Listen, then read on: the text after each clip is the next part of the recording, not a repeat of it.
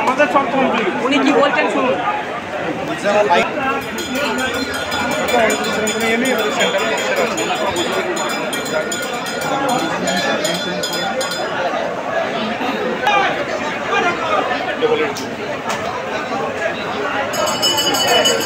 বলছি আপনি আগে ভোট খেটেছেন? বলছি এইবারে নতুন কি সংযোজন রয়েছে?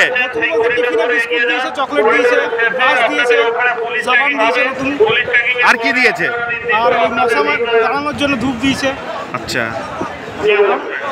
আমার নাম সাগর নীল পাল। কি দায়িত্বে আছেন আপনি? আমি থার্ড পোলিং অফিসার। কোথায় ডিউটি পড়েছে? গোপীবল্লভপুর। কোন স্কুল? গোবিন্দপুর।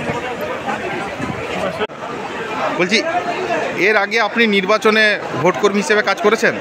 হ্যাঁ। আচ্ছা, এই যে লোকসভা নির্বাচন, এইবারে নতুন সংযোজন কি কি রয়েছে আপনাদের সঙ্গে?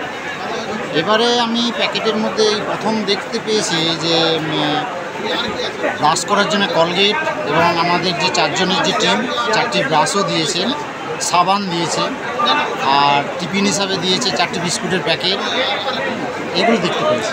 এবং এছাড়া আর কি কি রয়েছে? এছাড়া আর রয়েছে মশা মারার জন্য একটা ধূপের প্যাকেটও 10 টাকার একটা প্যাকেট দেখতে পেয়েছি।